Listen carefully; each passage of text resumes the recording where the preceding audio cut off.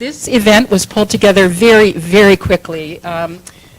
Many people were involved in the background, but when we found out that Sandra Higgins was available to come because she was speaking at Brock University yesterday, we thought, oh my gosh, we've got to take advantage of that. So I just want to acknowledge the only reason we were able to pull this off was Hugh Riley. I don't know if you've all been able to meet him, but woo!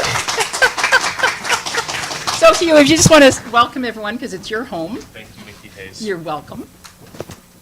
Hi, everybody. Welcome. Hello.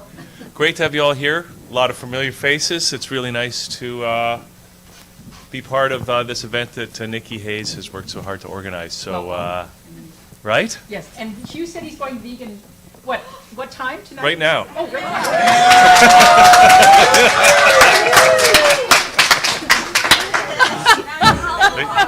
Yeah. No. Thank you. I can't handle the pressure. So thanks, Nikki. And just everyone, if you know what we do here at that channel, so if you have businesses or projects or causes to promote, then just get in touch with me or Nikki Hayes or Chris or just Google that channel. You know, thatchannel.com. Yeah. Anyway, thanks for coming, and I'm going to turn it back over to Nikki. Okay. Great. Okay, no worries. Okay, and also, I don't know if any of you if you've all had a chance to try this amazing food. So I just want to invite, I think Rachel, are you just going to, or Kate Tati? Do you want to come up and just let people know, and then Ivan will come up and just share what he's doing too. So just talk a little bit more. Yeah, just a couple. Okay, so we brought tapioca Brazil here today, which is tapioca is a traditional. It's a traditional dish in Brazil, and the tapioca flour is made of cassava or yuca, and it's already hydrated, so it's straight from the packaging to a frying pan. Don't need to add water or anything. That's the traditional tapioca. I don't know if most of you tried already. If you haven't tried, please come and try some. And it's not like it can be made into savory or sweet. There's no salt added or sugars in the actual flour. So it's very versatile. If you'd like to make some pancakes, what we're doing here today also is we simply added some mashed bananas to the tapioca flour and made some sweet cakes. And we have loads of toppings. So you're more than welcome to come and try. And we're also selling like the packages for 50 like to take home today, or if any other time, just contact us. We have our business cards, and you can always contact me on Facebook as well. I'm friends with most of you here today. Thank you. And Ivan, you want to come? And Ivan Castro, who I just met the other day, and he was so generous to bring these amazing tostados. So I'd love people to know how to get a hold of you. And I've been vegan for almost 5 years. I'm from Mexico, from Mexico City. So I'm a chef. One of my hobbies is eating, and the other one is cooking. So and my favorite, of course, my favorite food is Mexican. So I made this lentil ceviche because like 5 years ago I used to like the fish ceviche. So I miss like that dish. So I made this with lentils, oyster mushrooms, and a little bit of seaweed for that like a fishy taste. And the secret ingredient is roasted jalapeno to make it like, today I made it like mild, but usually I like a little bit more spicy. But that's what I do. I am a personal chef. I have Instagram, follow me if you want. I have my business is Vegan Artisan, and that is it. I love cooking, and I hope you enjoy it. Thank you. And then the other amazing vegan chef that couldn't be here is Kelly Kerr, Vegan Abler. So those are the mini quiches that she made and donated for Sandra. So just before we start, if everyone can turn their cell phone off. After you've tweeted out that we're live streaming in a few minutes, tweet out first. So turn your cell phones off. And so how this is going to go, at 1 o'clock we go live stream. Jenny McQueen is going to come up to the podium. Sandra is going to give her presentation, and then there'll be a Q&A, and we'll see how long that goes. And Sandra, there's someone who was not able to physically be here, but they wanted to say hello to you. Okay? Chris, go ahead.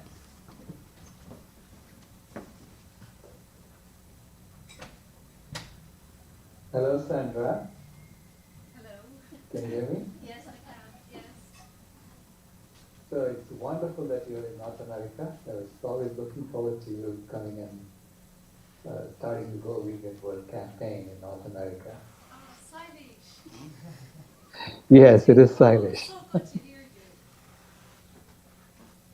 you. And I'm sorry that you can't be here, but you're here in spirit.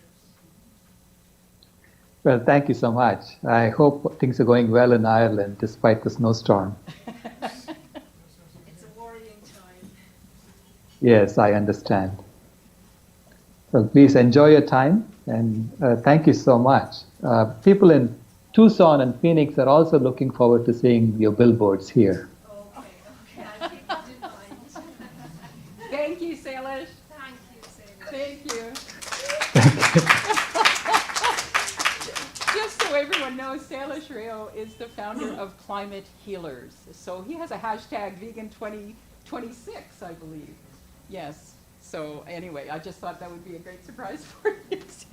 Okay, I'm turning everything over to Jenny McQueen. Jenny, use this mic. I will. It's working better. Okay. There you go. Are we on? We will be, yeah. I'm just going to go check with Hugh.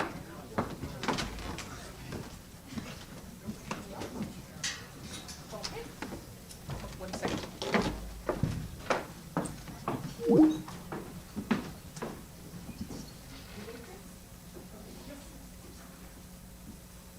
Okay, so welcome everybody, and welcome to the people online. Hopefully we've got a big audience joining us via live stream as well.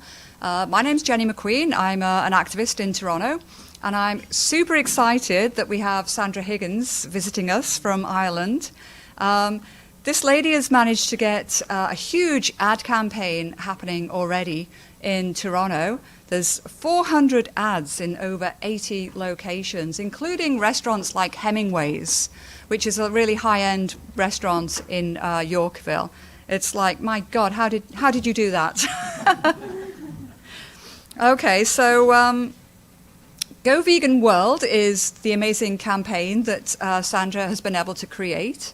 And I think one of the big successes that I saw recently was the fact that Sandra was able to have the word inhumane applied to milk. We all know as activists that is the case, and having the UK advertising agency agree that activists could describe milk as being inhumane is incredible.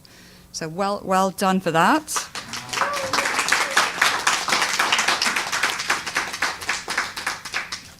Not only an ad campaign, but Sandra is the founder of Eden Farmed Animal Sanctuary in Ireland, just north of Dublin, with over 100 residents. As well, she's the founder of Matilda's Promise, which is an actual physical centre for animal rights and vegan education.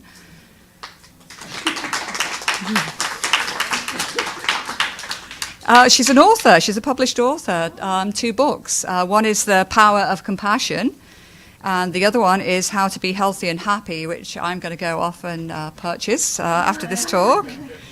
So, in this talk, if you're not vegan, this will give you some reasons as to why it's a good idea. If you're already vegan and an activist, then it will give you inspiration as to why Go Vegan World is a campaign that we can get behind and we can support. Questions can be taken throughout the talk, but there is a Q&A period between 2 and 3, so feel free to save your questions. And with no further ado, I shall now introduce Sandra.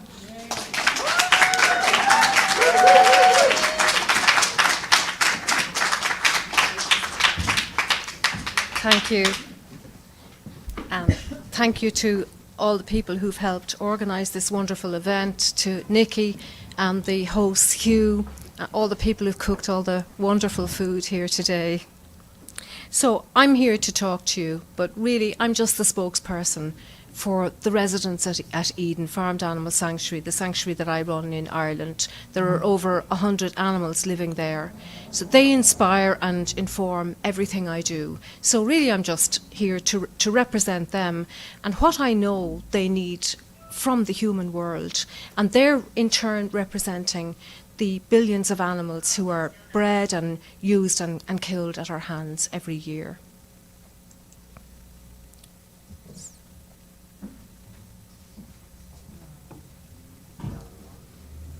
Go Vegan World is a public education campaign. It uses advertising to show the public who the animals are, and it challenges us to stop being violent towards them. It's a unique campaign because it's inspired and informed by those residents of Eden that I mentioned to you. And many of the residents themselves appear in the ads. And then you'll see, when you see the ads downtown, you'll see that their names are on the ads and where they live at Eden. So this really personalises them, and it makes visible what has been made invisible in our society, the systemic violence that's made invisible.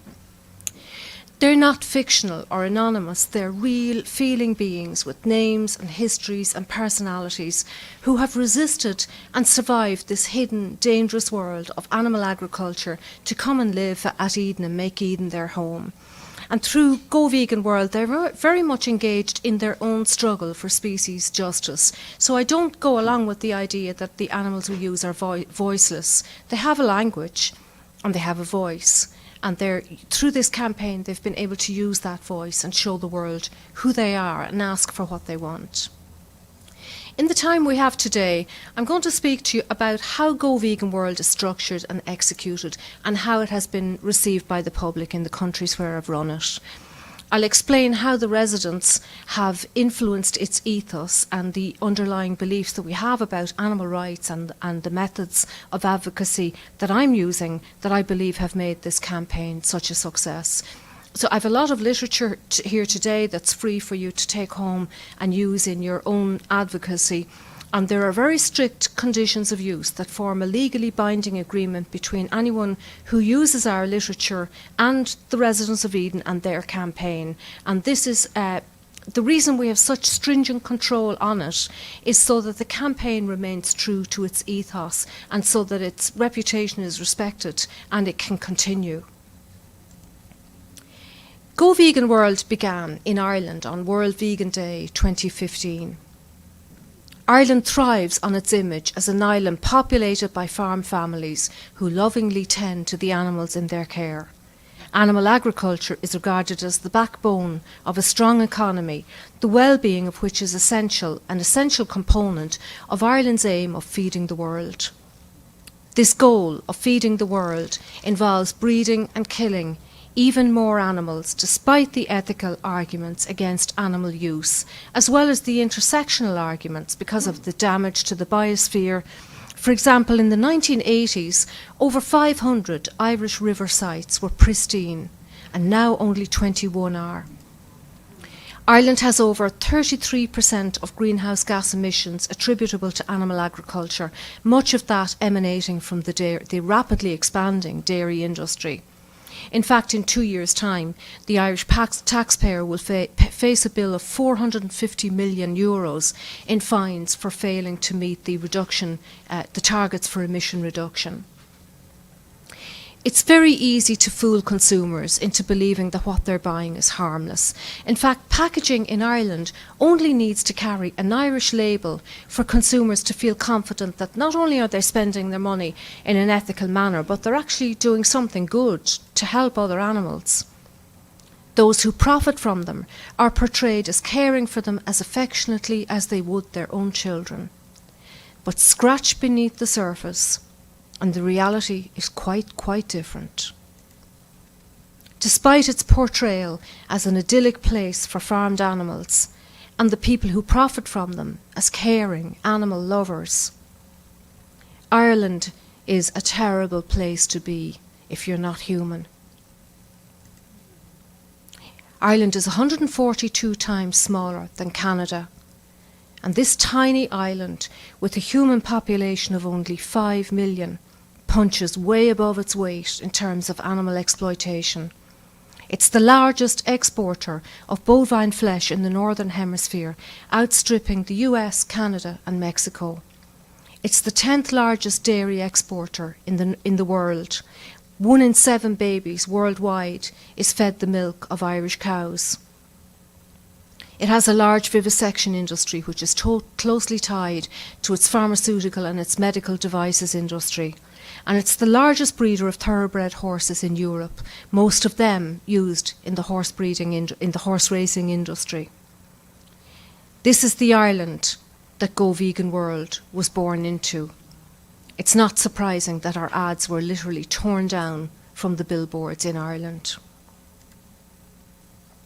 Every one of the 74 billion land animals, trillions of sea animals, and countless undocumented other animals killed by us every year is a unique individual who only had one life. We don't have a right to take their lives, regardless of how well we treat them before we kill them. For hundreds of years we have prevaricated on what other animals need from us. By focusing on animal welfare instead of animal rights, we've attempted to justify our use of them by comforting ourselves that we look after their basic needs.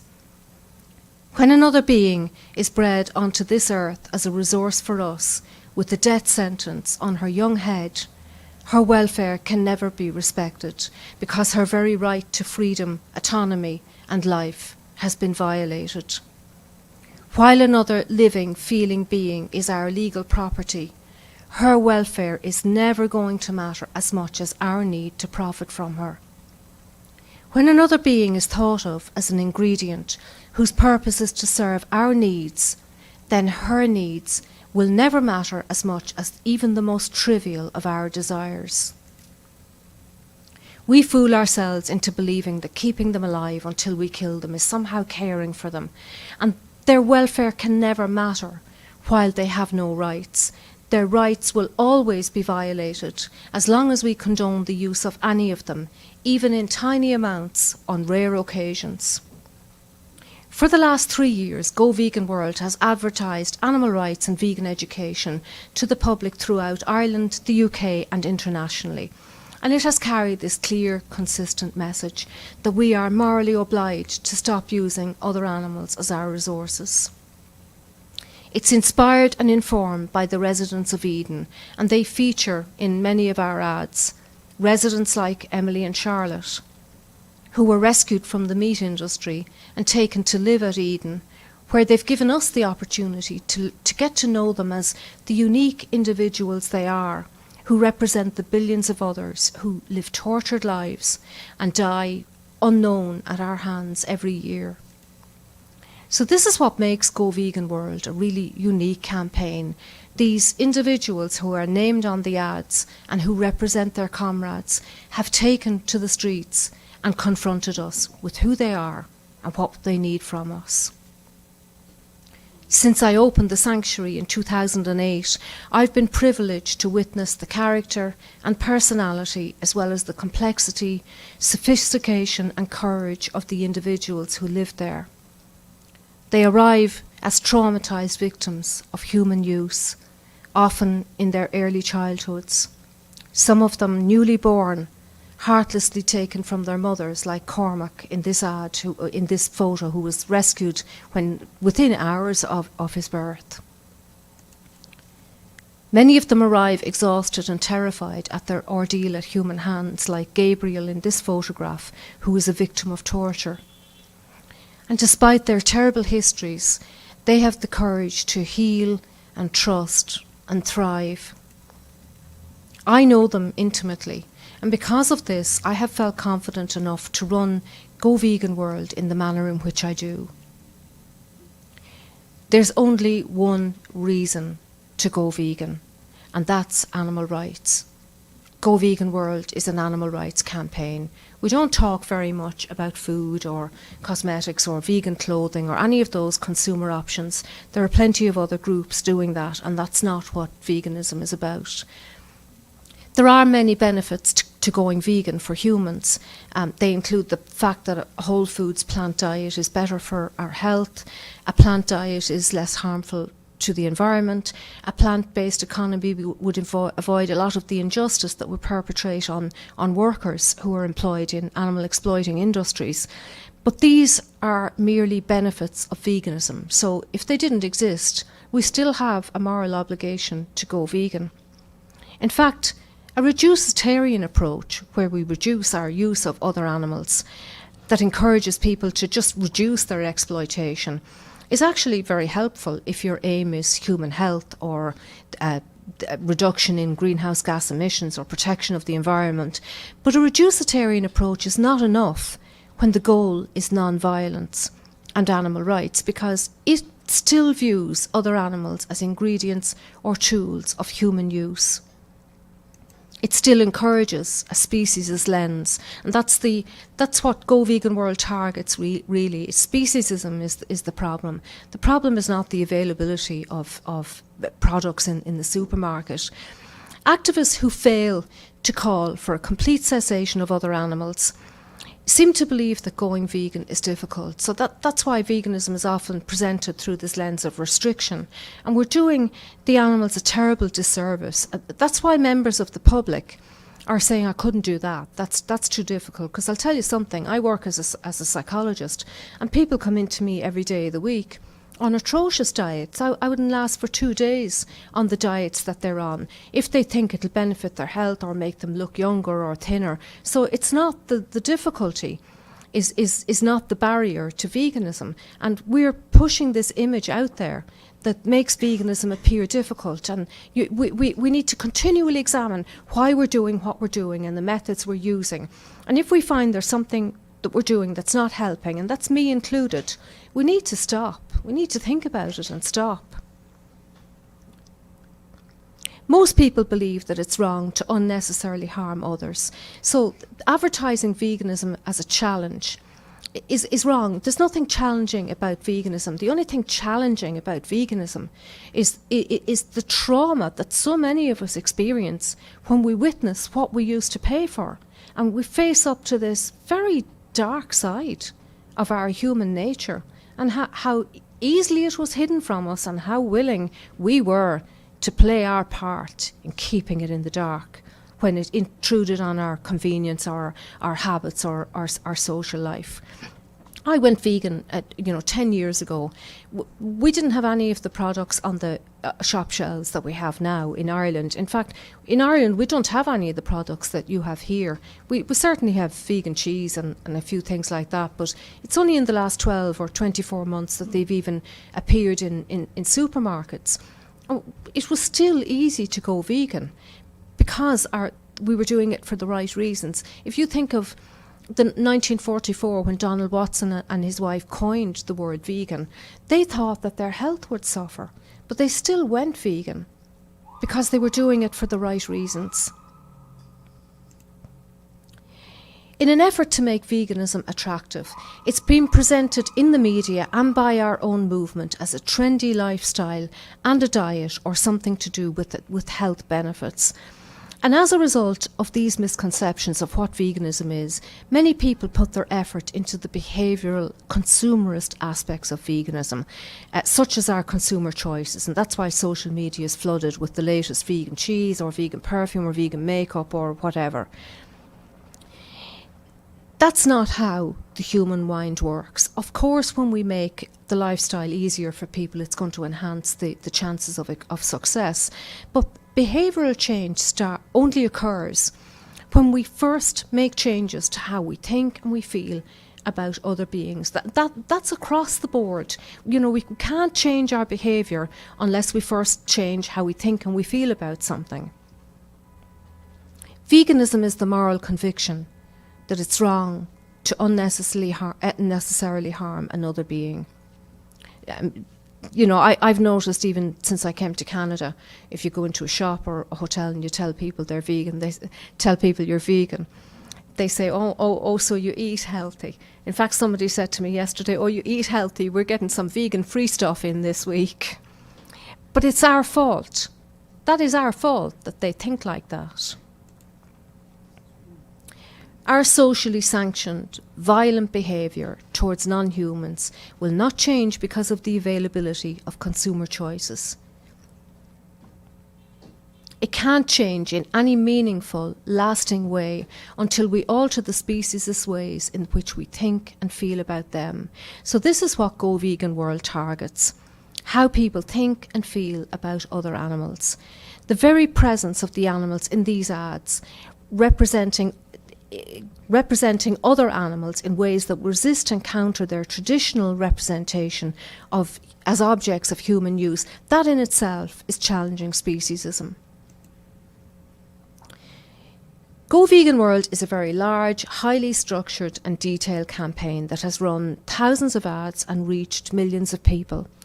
It's the result of over 20 years of my work as a psychologist on the very issues that affect species justice and vegan education, how people think and feel. For instance, why does one person find the very thought of how a piece of cheese got to somebody's plate to be absolutely tragic and traumatizing, and another person can eat it without qualm? What enables us to empathize with other animals as our sentient and moral equals? What moves us? What gives us the courage to admit that we're wrong and change how we behave? And what conditions make it safe for us to change? And how can we demonstrate animal rights as an ethical stance and the solution to speciesism, a very serious social justice issue, and the interrelated dilemmas when the media and even our own movement persist in reducing it to a diet and trivializing it? And how can we do this without resorting to the graphic details that people are so used to using to try and shock, because that can also be counterproductive. So this campaign is also the result of a decade of my research into what works in vegan education. But its greatest strength is that I got to know the animals at Eden intimately. The goal of Go Vegan World is to move us closer to that time when the fundamental rights of every sentient being not to be owned or used by us is upheld by everyone. And this goal can't be achieved without vegan education in the very broadest sense of the word. The campaign is about other animals and for other animals. Almost every ad tells a personal story of one of the residents and my experience of their lives. It'd be very difficult to see this photo, a photo like this in an ad, and miss this beautiful trust between Emily and Ula, who cared for her. What Emily has taught us about who she is and our knowledge of where she came from, because a farmer who ran a factory farm voluntarily gave her and her sister to us, has inspired ads that have appeared all over the UK, Ireland and on social media, ads that have affected some people so deeply that the ad themselves was enough for them to turn vegan, which is not something that I ever expected when I started this campaign. When I first ran the campaign in Ireland, it immediately caught the eye of the public and the attention of the media. For the same effort that I had been expending for years doing vegan education in our local town and only reaching a few people, I was now able to reach them in their millions. And I will always be grateful to the people who supported and enabled this campaign to happen. We took a chance because we didn't know how effective it might be, and I'm so grateful that we took that chance. It moved to Northern Ireland and then expanded to the UK in 2016, and it opened on a trial run in Canada this week. It has grown to reach hundreds of millions of people, creating billions of impacts and opportunities for people to research the issue of animal rights for themselves, because this campaign is not enough in itself to make people go vegan. None of us as activists make others go vegan.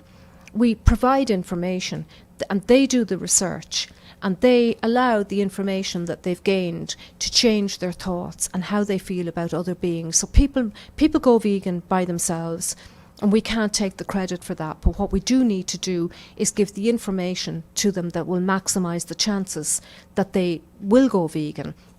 I always say to people, you know, that this information that I'm giving, that's in my literature, that's on the website, that's in this campaign, that it's your human right to know. And then it's your responsibility to act. But it's your human right to know, and you can't make a decision about whether it's right or wrong, or whether you want to be vegan or not, without adequate information. The most significant success of Go Vegan World to date has been the finding by the Advertising Standards Authority against the dairy industry and in favour of Go Vegan World, allowing us to label the use of animals for dairy production as unjust and inhumane, regardless of adherence to welfare considerations. For those of you who are not aware of this finding, I'll give you some brief background. We ran this ad in the UK Telegraph newspaper in February 2017. It shows this cow behind a barbed wire fence and is accompanied by an eyewitness statement of standard dairy practice. The statement describes my visit to a dairy in 2009, which was what prompted me to go vegan. It reads, "I went vegan the day I visited a dairy. The mothers, still bloody from birth, searched and called frantically for their babies. Their daughters, fresh from their mothers' wombs but separated from them, trembled and cried piteously, drinking milk from rubber teats on the wall instead of their mother's nurturing breasts, all because humans take their milk. Their sons are slaughtered for their flesh, and they themselves are slaughtered at 6 years. Their natural lifespan is 25 years. I could no longer participate in that. Can you?" Complaints were made to the Advertising Standards Authority by the National Farmers Union, alleging that the claims made in the ads couldn't be substantiated and that they were misleading readers. We substantiated all the claims made in the ads by providing scientific evidence from the dairy industry itself and from peer-reviewed scientific journals. Our response demonstrated that far from suggesting that the issue is a failure to comply with welfare regulations, dairy is inherently unjust and inhumane, even under the best standards of welfare. Based on the evidence provided in our submission, the Advertising Standards Authority ruled in our favour. This is highly significant and unprecedented in animal rights campaigning. Although the finding is confined to the use of other animals in the dairy industry, rather than to all animal use, which is what the campaign is about, it's the first time that it was made clear to the public that it is the legal standard practice entailed in the products that we buy from the shop shelf that means that those products can never be justified, and that the only fair thing to do is stop buying them, stop buying anything that involved the exploitation of anyone else. This is the first time that journalists have written accurately about the distinction between animal welfare and our right to own and use other animals in the first place. How did a small sanctuary from Ireland win this right for other animals that's so significant that it made front page news in the UK Times, coverage in all prominent and UK media outlets, as well as media coverage in, I think it was 96 countries worldwide? It did so because it's a very simple campaign that tells the truth, one that lets the animals speak for themselves. We'll never be the celebrities of the vegan movement. We have no desire to be. But it's a small campaign that stays absolutely truthful to the message that I have got from the animals that I work with about what they need from the human world. I think this simplicity and the truthfulness to the animal's own nature is very visible in this ad that I'm going to show you. It's one of our social media ads, and a lot of it was filmed at Eden.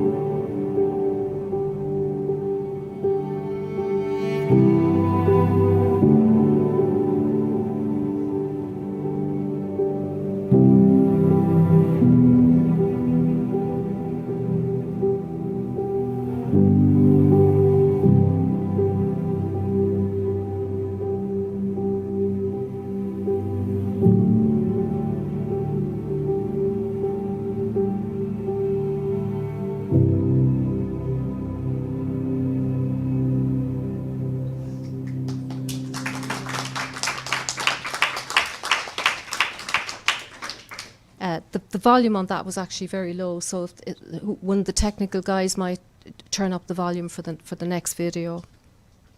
So this vegan guide that we advertise in this ad, I have plenty of them here today. They're free for you to use in your own activism, as long as you're willing to adhere to our conditions of use. So just if you want a box sent to you, just write to me. The campaign is entirely animal focused. It gives a clear and consistent call for a clear and consistent and unequivocal call for veganism, and it seeks complete cessation of animal use for human ends. Although it has come to be recognised alongside large organisations, Go Vegan World is not large. It's a grassroots organisation, and it will always be a grassroots organisation. The campaign is created, designed and managed on a voluntary basis by me. So all the funding that we get is used on the ads. We don't have any overheads or salaries to pay. The campaign mission is to put veganism on the public agenda. As long as we continue to think of them through the lens of our superiority to them or their difference from us, we'll continue to exploit them. They're hidden from our view, so we don't see them for who they are, who they were, before they appeared on our kitchen tables. These are not the values that we claim to cherish. They're not the traits that any of us had as children. Sociocultural inheritance of animal use, along with careful deception by the industries that profit from it, combine to enable us to behave in ways that are inconsistent with our deeply held ethical beliefs and values. Much of this influence happens through advertising. It happens in the families and the schools that we grew up in. If you think of it, you know, literally, metaphorically and literally, we've all been fed animal foods from, some of us, from the day that we were born. And when something is that entrenched, it's very hard to think or see outside the box. So it takes courage to jump outside that box and see reality for what it is. The aim of Go Vegan World is simply to expose this inconsistency between our values and our behaviour, so that we become informed, conscious and aware. It doesn't aim for people to cause less harm. It asks people to just simply stop harming. It asks them to recognise the preciousness of life to the person living that life, regardless of species. Rather than focus on atrocities and breaches in welfare legislation that we're all too familiar with as activists, it just asks us to stop breeding them for our use at all. And I have done this for a number of reasons. The first is you couldn't get those pictures up on the ads anyway. If you think in terms of equality, you know, for victims of child abuse or domestic violence, we don't show the intimate details of what they're going through in advertising or educational campaigns to encourage non-violence. So, why should we do it to other animals? And the problem when you show that kind of graphic material is you get this defence from non-vegans and people who are reluctant to go vegan, and from the industry. Oh, we have the best welfare standards in the world. And the animal, the individual and their personality and who they are gets hidden between their status as a victim.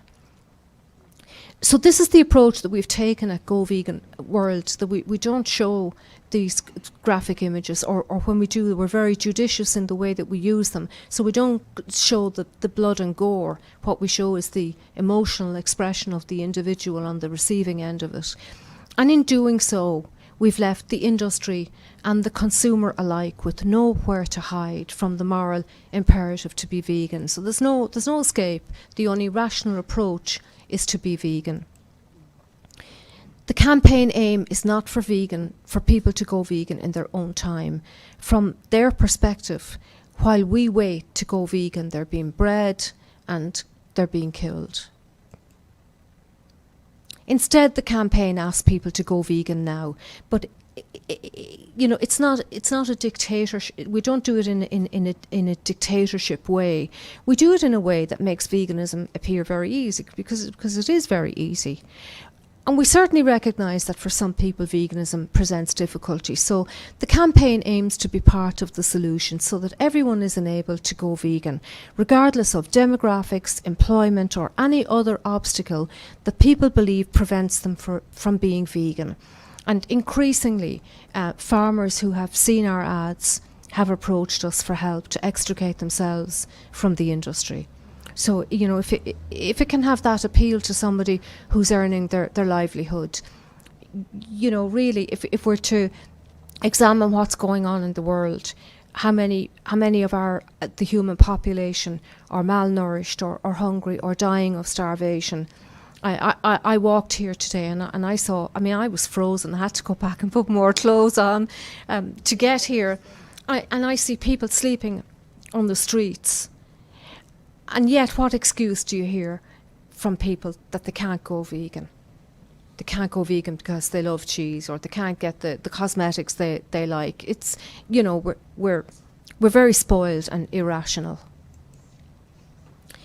Because of my fortune in getting to know them at Eden, the campaign has facilitated the animals themselves to be the spokespersons for their rights. And in any group, certainly in the profession that I work in, it's great for us to have experts who are users of our services. So people who've been, who've attended maybe psychiatric hospitals as an inpatient, or been in therapy for a while, that they come along and they're experts in dictating and helping us to treat them. So that's a little bit akin to the model that I've used here.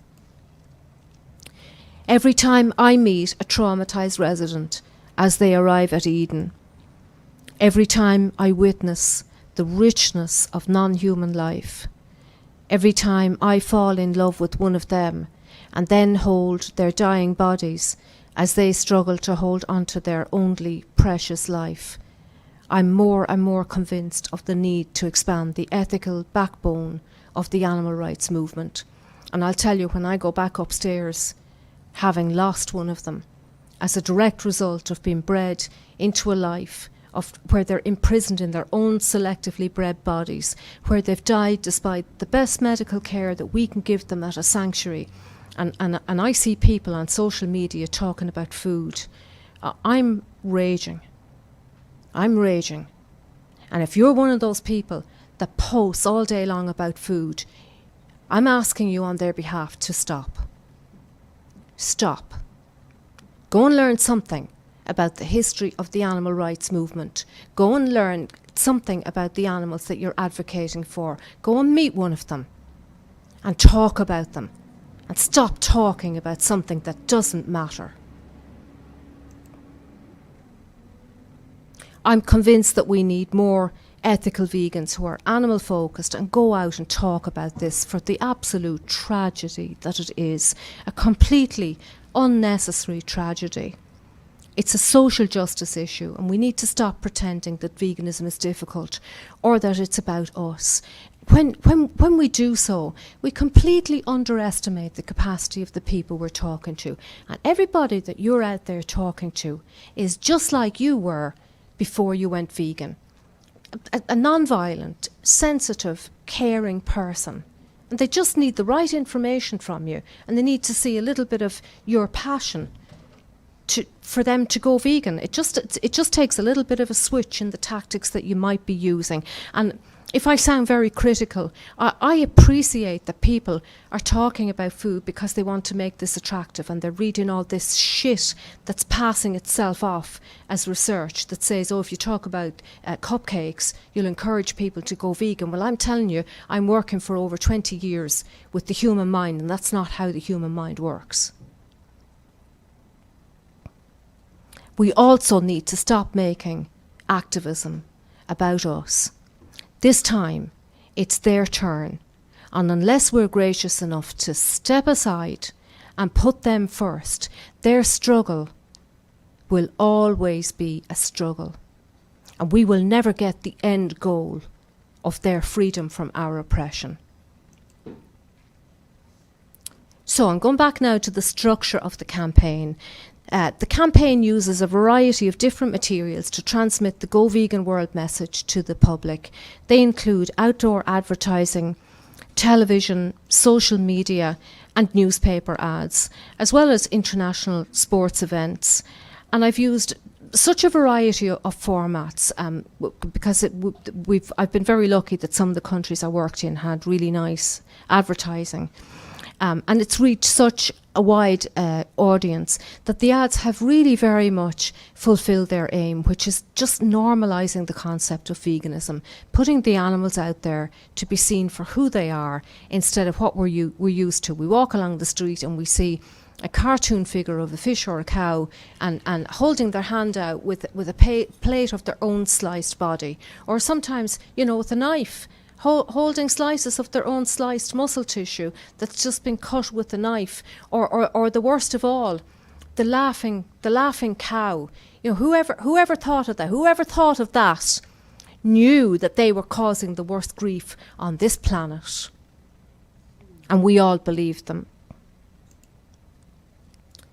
And the ads have also allowed the public to meet the real life victims of a non-vegan lifestyle in these ads that are absolutely unavoidable. So a lot of people find the bathroom advertising very funny. I do myself, but it's cheap advertising and it's very effective. That kind of advertising, or advertising at a bus shelter, has what we call a high dwell time. So people have time to read text. Everything else you can only have, between 5 and 7 words, because people are rushing past. So they're only getting a sense, a flavour of, a glimpse of the animal and maybe the logo, which is also the website. But in the ads where there's a high dwell time, they have time to read and absorb the message. The ads themselves are only the tip of the iceberg of the campaign. So people often say to me, can I do a campaign like that in my own town? Imagining, as I might have a few years ago, that it's only a case of sticking the ads up. A decade of research has gone into this, so it's more complicated than the ads. Go Vegan World would also prefer to expand the Go Vegan World campaign rather than starting from scratch and wasting resources in doing what we've already done. So unless there's a large, well-informed, solid structure behind the campaign with this clear abolitionist message, ads can actually be a waste of money, and they can be detrimental to the message that we're trying to give. A lot of the work that supports the ads in Go Vegan World takes place behind the scenes. Most of it does, in fact. And the campaign includes lectures like this one, street education, speaking at conferences, and a huge amount of online support and individual support through emails. The campaign is also supported by the Vegan Guide, which, as I said, is free to download and freely available to activists around the world who want to use it in their own advocacy, as long as they're willing to work with us with the way that we want to do our activism. And of course, the campaign is supported by a very comprehensive website, so we're able to say to people, go out there and research this issue yourself. And the website links to to the best of the resources that I've been able to come across, and I update it as much as I can. And of course, the media interest through the radio, the newspaper, the radio, and the television interviews. So I just want to say something about that while I'm on that point, because I think it's very close to a lot of our hearts at the moment, because of certainly in Europe, because of the style of activism. How we conduct ourselves in public and in the media is really very, very important, because we're going out there and we're representing the face of the social justice movement for countless numbers of animals every year. Veganism is a non-violent philosophy. It's part of the peace movement. It's the moral conviction that it's wrong to harm others. So we need to embody that, so that's in the very way that we conduct ourselves, that's the message that we're giving to people, so that we embody that vision of peace and equality and rationality. We need to be very careful about the language that we use, so that we don't alienate people listening to us who potentially might be very interested in what we have to say, but you just use the wrong word and you've suddenly alienated a very large group of people. when I first ran Go Vegan World, for example, I was talking to a journalist one day about not only the dairy industry, because it happens, right across the board. It happens in the flesh industry with pigs. It happens in the flesh industry with turkeys. They're all artificially inseminated.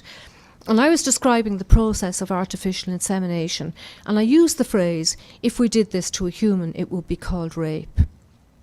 And they jumped on it. The media jumped on it, and I've always regretted using that word. It doesn't matter whether we think it's rape or not. If you use a word like that, it can be offensive to a very large number of people who are interested in human rights, who may be victims of rape themselves. We see other animals as our equals. We didn't always see other animals as our equals, and the people that we're talking to don't see them as our equals.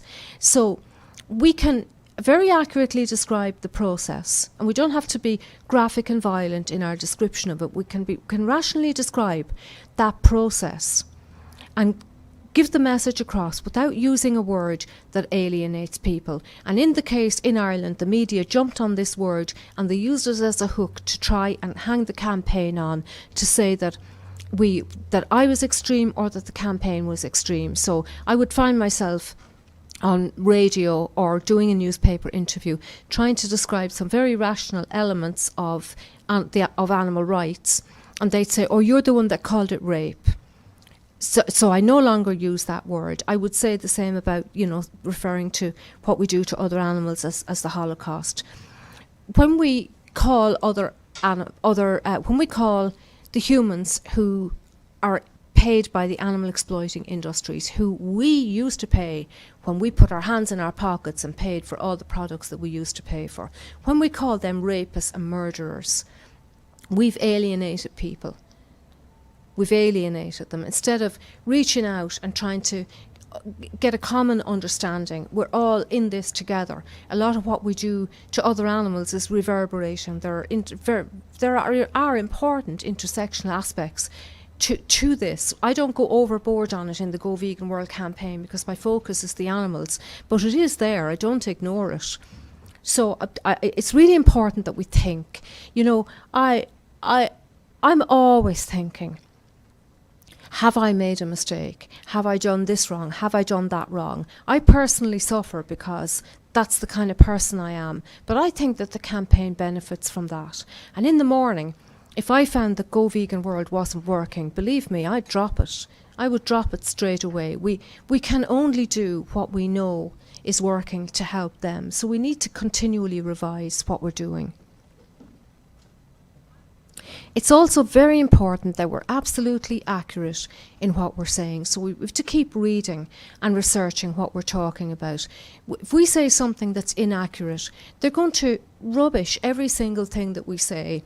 And unfortunately, a lot of activists don't understand the intricacies of animal agriculture. So we need to go out and research it. We need to research animals used in research, all forms of animal use, so that we're fully au fait with what's happening and that we can fully substantiate everything we say. Go Vegan World has been taken to task on many, many occasions by the legal authorities. The Advertising Standards Authority publication is the one that's very known, but believe me, there are many behind the scenes. The campaign's still running because I've been able to substantiate every word of our ads.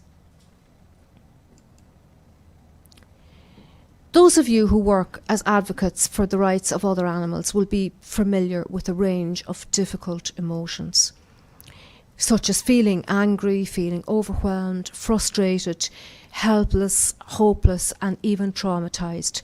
I work individually with many people in the movement who are suffering from burnout and PTSD. Let me say to you, the animal rights movement is no place for emotional catharsis, and the animals need more from us than that. If you're one of those people who's suffering because of your activism, and it's very understandable that you would be, there's no harm in taking a break. There's no crime whatsoever in taking a break and getting yourself the appropriate help that you need and the space to feel. In fact, you owe it to the animals to do that. if you're burned out, you can't be effective. And I have personal experience several times because of working at the coalface of animal rights activism, working on a sanctuary and numerous other places where I've seen, the stuff of nightmares. If we don't heal ourselves, we're no use to them. So if you need help, contact me or somebody like me. Contact a like-minded friend and just put a little bit of distance between you and the type of activism you were doing, or maybe reconsider the type of activism you were doing. I know what happens other animals. I don't need to keep watching it over and over again and re-traumatizing myself. I don't think any of us do. There is no obligation on you, regardless of what others might say to you. If you're vegan and you're an activist, you don't have to keep going back there watching this same stuff over and over and over again.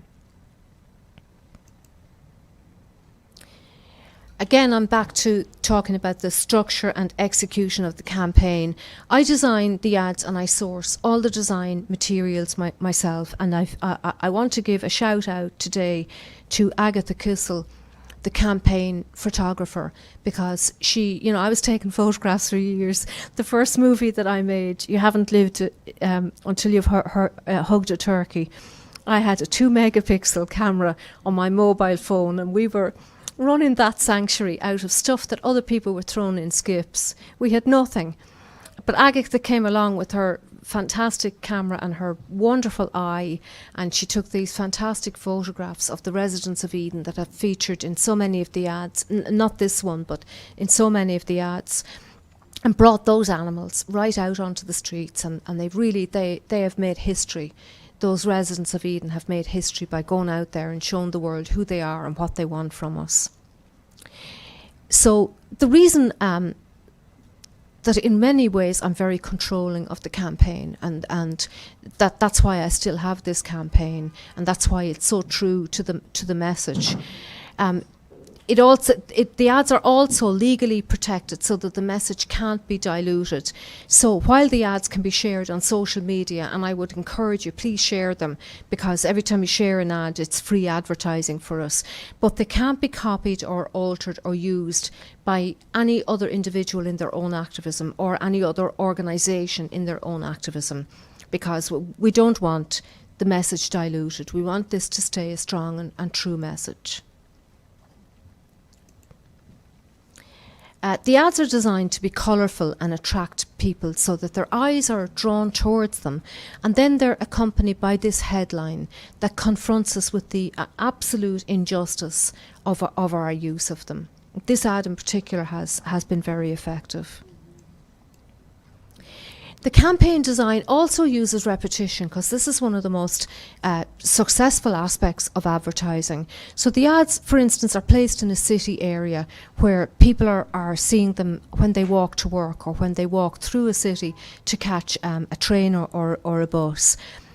Then the same ads are on the railway or the bus station platforms. They're in the public transport bathrooms. Then they're also inside the buses or the trains. Then that same group of commuters is targeted online. So when they turn on their mobile phones and they're on Facebook or social media or whatever, they see the same ad again. So in this way, veganism and animal rights are becoming normalised, and the chances that those people will get that message are greatly enhanced. The campaign targets all forms of animal use by humans. So we have ads that target the entertainment industry, several of them actually, animals used in clothing, animals used in research, animals used for all the different food items that we use. But we give the heaviest weight to dairy and eggs, because they're the industries that are so hidden. We also have ads that target fishes, because of fishes and chickens are the groups that are killed quantitatively in the largest numbers. But we're also careful to use ads that people will relate to. People actually relate very well to pigs. They relate less well to chickens and fishes. So the ads where where people relate to the animals, they're the ones where we talk about sentience and personhood. The campaign targets standard practice and animal use rather than speaking about cruelty and abuse.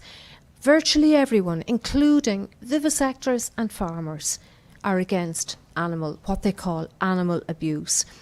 But most people consuming animal flesh, fish, eggs and cheese, people wearing leather and wool, people purchasing products that were tested on other animals, people who are bringing their children to the zoo or the aquarium, they're not aware of the injustice and harm that their choices inflict on others. Although we appreciate that a reduction in animal use is certainly better than an increase in animal use, and that reduced animal use is certainly better for the intersectional ideas of human health and the environment, this is not a rational approach to animal justice. When we reduce our use of other animals instead of being vegan, real lives are affected. In this photo are Emily, Charlotte and George at Eden. The idea that reduced animal use helps them means that they're still viewed as food, as an object of human use instead of a sentient being. And it means that at least one of them will be killed. In order to be consistent when rationalising a reducitarian approach, what you would need to do is show a picture like this to somebody who thinks that this approach is very useful and ask them, look at them, look them in the eye and pick one of them to kill. If you're an activist and you approach less animal use instead of the complete abolition of animal use, then you too are faced with this choice. You need to look at this photograph and you need to pick who you're not going to advocate for. So don't worry about having to make veganism attractive to other people. Believe me, non-violence is already attractive to other people. And if you talk about it in these terms, I mean, who's going to go out there and say, we want lots of war? Who's going to go out there and say, I want everybody out there to be hurt, or I want to be hurt myself? We don't. We don't think that violence is a good thing. And if you can encourage people to empathise with other animals by talking about viewing them through the lens of similarity, the fact that they are sentient like us, they have 2 eyes and a nose and a mouth and 2 ears, they have the same central nervous system as us, they're capable of feeling pain, they're capable of experiencing positive emotions like joy, they're conscious of what happens in them, and we've incontrovertible scientific evidence. Go and find that evidence and have it in your back pocket when you're advocating. Incontrovertible scientific evidence that they're sentient, that they can feel, that they've an interest in their own lives, they've an interest in continuing to die. There isn't one single one of them jumping for joy into the slaughterhouse. That's all you need. That's all you need to make veganism attractive. This is Claudia. She was rescued from the egg industry. And Claudia valued her life just as much as Emily, George and Charlotte still value theirs. If we imagine that vegetarianism is the equivalent of veganism, some hen somewhere will die so that the world can consume her eggs. So please never ever ask people to go veg or vegetarian. The word is vegan. Vegan has a non-violent philosophy and meaning attached to it that you can explain to people. A hen like Claudia will be slaughtered at 18 months when her lifespan as a wild, free animal in the jungles of Southeast Asia where wild chickens still live would have been at least 12 years. And this is true whether she lives on a factory farm or a free range or an organic farm. So there's no need to talk in your advocacy about factory farms. We need to talk about animal use, viewing other animals as our property, viewing them as objects, viewing them as our food instead of as sentient beings. The same fate awaited Missy and her friends before they arrived at Eden about a year ago. These are the victims of the Irish free-range egg industry, and we don't have this right to inflict this on anyone. And if you're advocating and you're confusing vegetarianism with veganism, then you are doing the same thing as the person who goes into the supermarket and pays for free-range or organic chickens or organic eggs, thinking that they're doing something to help. If you're advocating for veg diet or a vegetarian diet, this is what you're causing. This is what you're responsible for. And you need to look at this and you need to face up to it.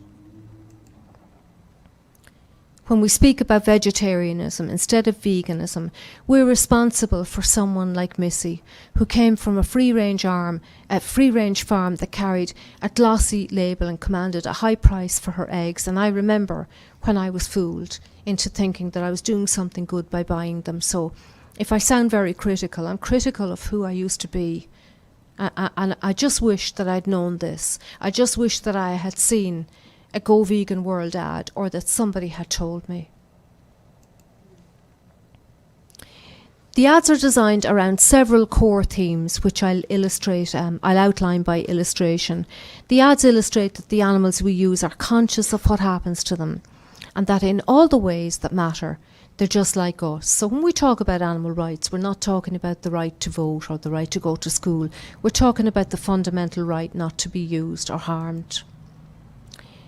The animals in the ads are represented as individuals whose lives matter to them, individuals who experience feelings and who are harmed at an individual level by our use of them, because we're so used to seeing a sea of animals that we relate to by group or species or by their usefulness to us as humans, that we can't see who they are or how our use of them is so unjust. It was really only when I got to know them as individuals at Eden that I could see how much they matter. And this is what I tried to convey in the ads through the Go Vegan World campaign, to make it easier for people on the street to see them for who they are. The campaign also addresses the theme of the preciousness of life.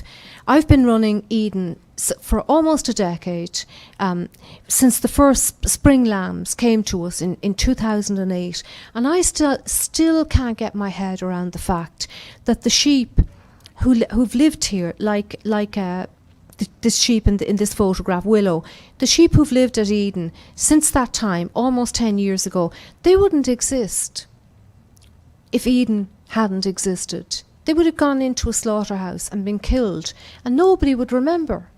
Nobody would even remember that they ate that dinner 10 years ago. And this person, who has a distinct personality at Eden, who, when she sees you, very slowly and gracefully gets up off her feet and comes over to greet you, who has special friends that she likes at Eden, and who has a whole complexity of thought and feeling and interest in her own life, she wouldn't exist. Like the 74 billion others who we breed and kill every year. And that's just land animals. The same for the turkeys. These turkeys, when you go out in the morning and they come running to you for a hug, and every year they get slower and slower as their selectively bred bodies get bigger and give them joint problems, and they still, despite the arthritis and the joint problems they suffer, they still come running to us for a hug. And you can see that they valued their lives so much. They would have lost those lives for a quickly forgotten Christmas dinner last year. And in fact, based on our experience in Ireland, their bodies would have ended up in people's dustbins. Not that it matters, when they were bred and killed their lives anyway, killed and lost their lives anyway. Or that this baby, with his very complex need for love and his rich, intelligent personality, he was bred as a micro pig to live as a decoration in someone's handbag. And when he got too big, he was sent to us. His teeth had been taken out, like most of the pigs that we breed for their skin or their flesh. So I try to convey in the ads how precious life is to the individual living that life, and how violently and needlessly we take their lives from them. Anybody who knows anything about bullying, anyone who has ever been a bully or been the victim of bullying, only needs to look at this to see that that's what we do to them. We bully them because we can, because we're more powerful than them. We even bully huge, powerful, magnificent animals like cows and elephants. And that is despicable. And that's why it takes courage to be vegan, because we have to look in the mirror and think about who we are and what we do. And that's not easy. That's the challenge of veganism. The challenge of veganism is not where do I get vegan cheese, what milk will I use in my coffee, where, what clothes can I wear, what mattress can I buy, what kind of a sofa will I have in my house. Does it matter if I have a car that has leather seats in it, I have a very bad headache, is it okay to take a painkiller that was tested on other animals? That's not what veganism is about. This is what veganism is about. Facing up to who we are and what we're capable and what we've done, and stopping it and living our lives as best we can and not harming anyone. And finally, the ads are designed to show who the animals were before we turned them into those objects or ingredients by juxtaposing these two images together. It's difficult to quantify the results of Go Vegan World. I think the most important aspect is that the truth is exposed in such a public and a wide-reaching manner, and that people are prompted by the ads to think about the animals we use. I'm hoping to embark on a formal research study to estimate the campaign effectiveness. And actually, at the conference at Brock University where I spoke yesterday, someone did a presentation on veganism and animal rights activism in Ireland, and she showed, I think it was an 830 or 850% increase in the mention of veganism and animal rights in Irish media since we started this campaign. There's a decrease in the mention of those words in America. Even though we think that everyone's talking about veganism, they're not. That's why it's so important for us to step out of our activist shoes and walk back out into those shoes of the people on the streets and see what is it that they're picking up, and is what we're doing effective. Because we can get very ingrained in our own tiny world, and it is a tiny, incestuous world at the moment, because there not a lot of people are vegan, and of those vegans, not a lot of them are activists. So we have to be really careful about what we're doing and try our best to measure it. So I've built some measures into the campaign design so we could get quantitative results. We do have very rich qualitative information from the people who contact us and tell us about specific ads they saw that made them go vegan. They trust us, we butcher them, has been very effective. They trust us, we take them from their mothers and butcher them with a dairy ad, and dairy takes babies. That's really, really effective. Not only that, not only people who've gone vegan, people who have gone home and talked to their families and the whole family have gone vegan, or people that write to us going back 2 or 3 years who saw these ads, researched the information for themselves, went vegan and became animal rights activists. But I've also built some measures into the campaign design so that we could get some quantitative results. I mean, vegan education is pioneering. We're really in the early stages of this, and it's very difficult to get verifiable material. So I'm not going to come out here today and give you a load of statistics and say that these are right. For instance, some of the measures that we've built in is the traffic to the website, the number of vegan guides downloaded or sent out in hard copy, and the interest generated on media and social media. But I could give you some nice flashy figures, but we don't know whether they are other interested vegans that are having a look at this stuff. I know for a fact that the industry are having a look at this material. So that, there are confounding principles that are interfering at the moment with understanding quantitatively how Go Vegan World is working. But we do know that when the campaign is live on the streets, or that there's something newsworthy in the media, there's a big increase in website traffic and in vegan guide downloads. For instance, just to have a look at some statistics, a year ago we were getting about 5,500 visits to the website a week, and 500 vegan guides were downloaded. Now there's about 40,000 visits a month, and about 7,000 vegan guides are being downloaded. And I send a good few thousand out, sometimes on a weekly basis, sometimes on a monthly basis, to activists around the world who are using them in their own activism. So the good thing is that it's increasing, and it tells us that the campaign is doing what we want it to do. So when there's an increase in traffic because the campaigns are live on the street, and people are seeing the ads and they're going to the website rather than some other resources that we wouldn't have confidence in as being good animal rights and animal justice resources. This tells us that the campaign is doing what we wanted to do. People are seeing the ads and they're coming to us as a resource. And I don't want to sound as if we think we're the best. What's good about the website is that it's linking. It's linking to credible, scientific and good other animal rights resources. The reaction to the campaign obviously hasn't all been positive.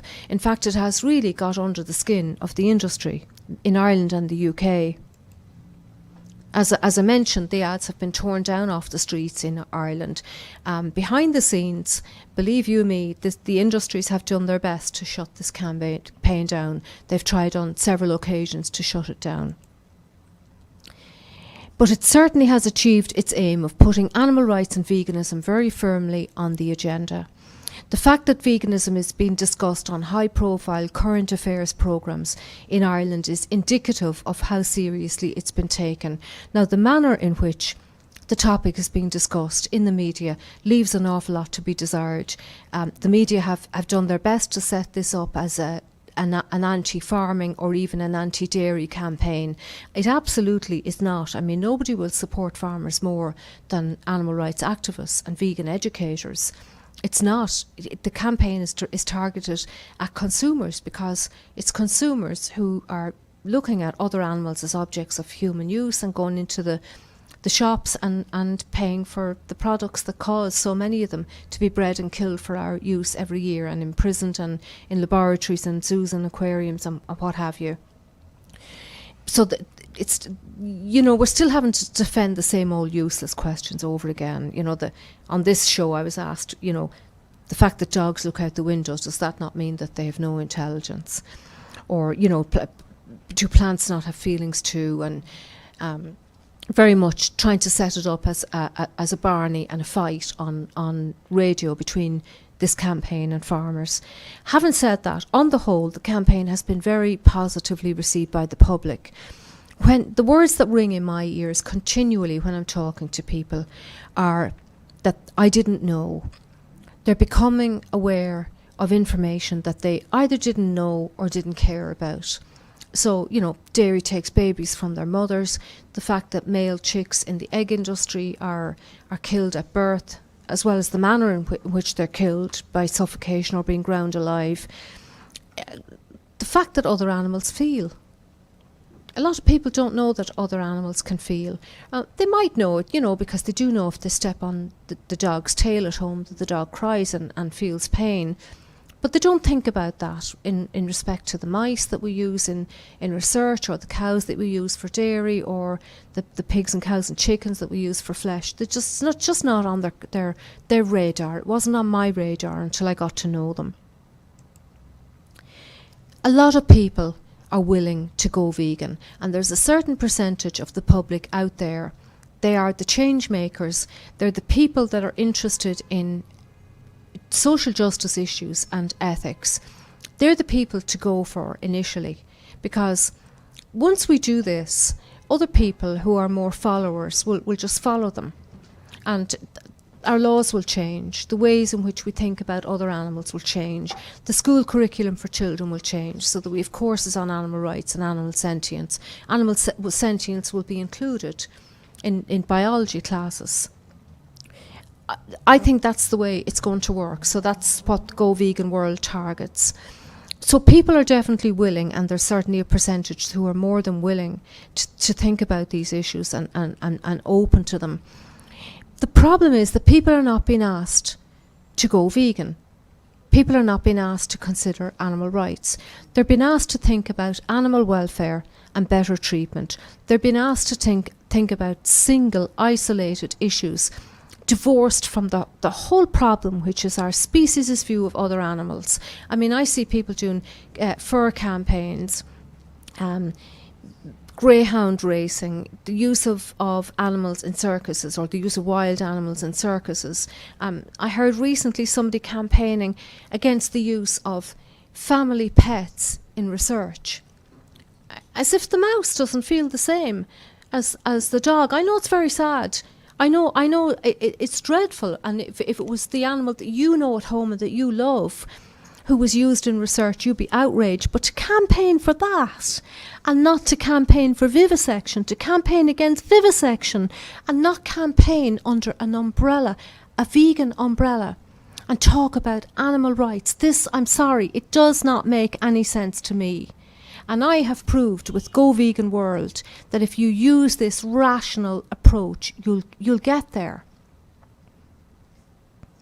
People are being sold the myth of humane animal products instead of being educated about veganism. And they're being exposed to the message that veganism is about animal flesh, instead of the message that veganism is about respecting other life and avoiding all forms of animal use, whether it's for entertainment or clothing or research or labour as well as food. And if we claim to represent other animals, then we don't have the right to ask for anything less than veganism and their rights. We've demonstrated with Go Vegan World that when we shift this focus from all these ancillary issues onto this important issue of animal rights, that we can get a positive response and the change we're looking for. So before I take questions, and your questions are very, very welcome, and if there's anything I've said that you disagree with, please confront me with it, and I'll discuss it with you. And I'm also open to change, to some things. And so before we go on to the question and answer session, maybe we've addressed the volume issue there, and I'm going to leave you with some scenes from Go Vegan World as it unfolded over the last 3 years, with my greatest wish that this and all our efforts, because everybody who's here today is working for other animals because they care, so that all our efforts will move us closer to a world where the issue of the fight for animal rights will be well in the past.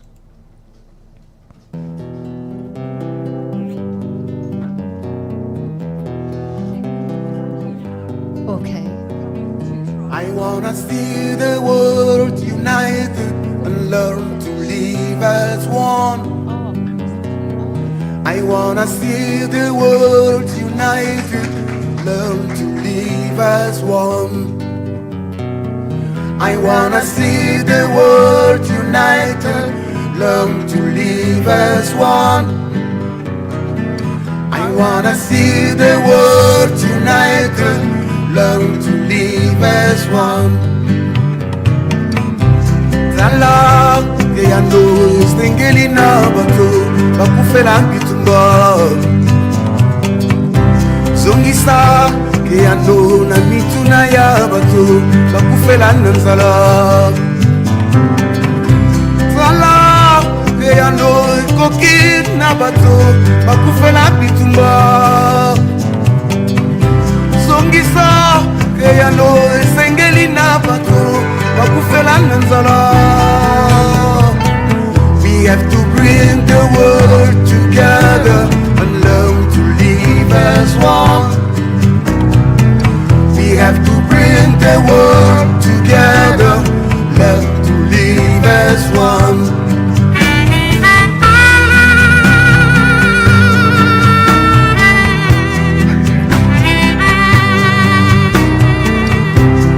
El instante lo que cuenta, vive sonriendo hasta el final, pero vendrán días de alegría que nadie puede creer.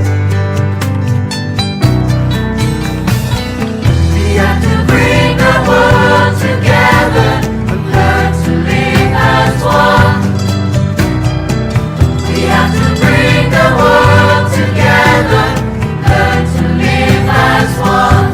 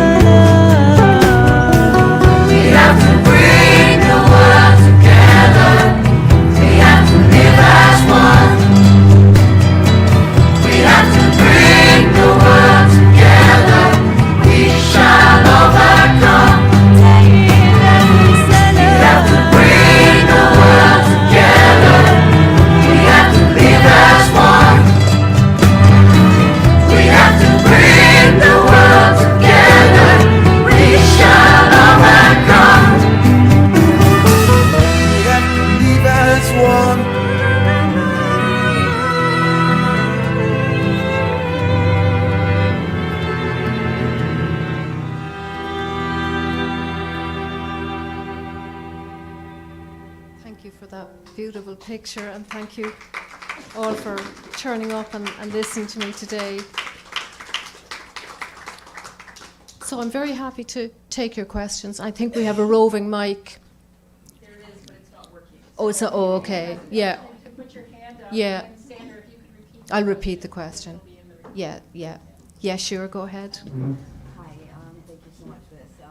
We have a recent legislation here in Toronto on certain districts, like in 4 districts, I believe. Oh, thanks. That's going to be a hen pilot where people are allowed to keep up to 4 hens in their backyards Yeah, for their eggs. Yeah, for their yeah. eggs. And how can we approach this? What would you suggest? it's very important to, when you're doing your activism, as I explained in the campaign, not to focus on factory farming, but the fact that the animals that we use as food are selectively bred in ways that greatly alters them from their true natural status. So in the wild, a hen, a chicken hen who produces eggs, is just like any other bird, a wild bird, like a crow or a robin, and they only lay enough eggs to hatch their young. So they're only laying between 10 and 30 eggs a year to hatch their young. The hens that we know who lay an egg every day do so they've been selectively bred. And it's particularly important to, the Women's March is going on today. So a huge amount of the exploitation that happens in the industry, particularly the animal agricultural industry, is based on this absolute violation of the reproductive systems of females. So if a hen laying an egg every day, it's the equivalent of a human woman giving birth every day. I mean, she's laying this huge, it's huge in comparison to her body. You know, sometimes those eggs can be up to a third of the size of the chicken's body, and they're heavy. It puts a huge strain on her. The secondary effects of laying an egg every day include osteoporosis, fractures, lung diseases, infection, peritonitis, when sometimes the egg actually cracks inside the body, and if the egg yolk comes in contact with the abdomen, it sets up an infection that's very, very serious, usually fatal. They prolapse just like a human woman would if she was giving birth all the time. And what most people don't realise is the rate of cancer in egg-laying hens is 100%. So most egg-laying hens, if they live long enough, will either die with cancer or from cancer. In fact, because it's prolific among egg-laying hens, they're used as a model in laboratories to study ovarian cancer in humans. And that's this is where the crime is. Selectively breeding their bodies because we look on their eggs as our food, and their eggs are not their food. They're part of their reproductive system that continues their existence on this planet. So if you can have a leaflet like that, or use some of the Go Vegan World leaflets, refer people to that section on our website that explains that. It's great to rescue hens. It's wonderful to get to know them. Your back garden, might not be the best place to have them because it takes a good structure to keep them safe. They need adequate space and they need fencing from predators. And because they're selectively bred to lay eggs every day, they're all going to get sick. They're all going to die at a very early age. So the veterinary care bills at Eden for the hens are one of the most expensive bills that we have. And the only way that we can cope is when we get them in from the egg-laying industry, is to give them implants to stop them laying eggs, and that's greatly improved their health. But they still die, and that's very expensive, and very few people rescuing a few hens to have in their back garden, the micro-sanctuary type method. Very few people are able to afford that.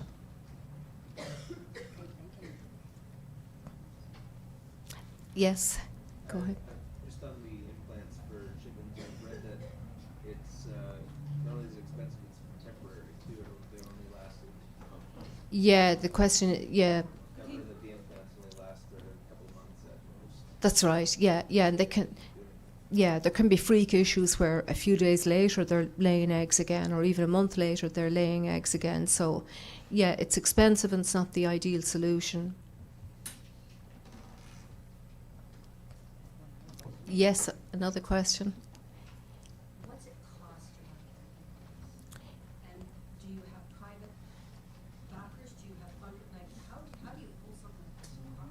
yeah, the question is, is it a very expensive campaign, and how have I pulled it off? I'm very fortunate that I have like-minded people who share my vision for animal justice and for a vegan world, who funded it. Having said that, yes, it is very expensive. I'm spending money that I would never have had access to prior to running the campaign, but I'm doing it on the cheap, so I negotiate the ads right down as cheap as I can get.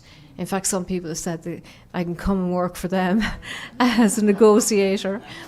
If you get, sometimes a company books a big campaign, and then at the last minute they pull out for some reason. So rather than lose money, the company will sell it at fairly cost price. I use a lot of that. But then if I'm structuring a big campaign, which I've done several times, I'll book that 3 to 6 months in advance, because then I'm getting exactly the ads I want, and then I can use the cheaper ads as big fillers. What's wonderful about this campaign is it's not a big organisation, because all those other big organisations, and I don't mind saying it in public, they've had this money, they've had 10 times the money that I have, and they've had it long before I went vegan, long before I had a sanctuary, and long before I ever thought of running an ad on a bus anywhere, and they didn't do this, and they could have done this, and they're still not doing it. And if they do it, they're carrying a message that's not helpful. Thank you. The other thing, because I understand that I sent in donations to you. I think I was one of the first ones who got some of those beautiful humane, and then bumper stickers. Oh, yeah. The donations and stuff. So I know that the donations for the products that I ordered from Go Vegan will go to the sanctuary. Yeah. So I wasn't under the understanding that money was going towards the campaign. So bravo to these like-minded people, and bravo Yeah. how this is being done, because this is one of the most powerful campaigns. And thank you. I mean, like I said, it's nothing to do with me. I'm just a mouthpiece for the animals. It's their campaign. It is a good campaign, but it's good because of them. And anytime I'm stuck or disheartened, I go out to the sanctuary, and I soon find an answer by being with them and by researching their issues. So the question was about the donations. There's no donate button on Go Vegan World.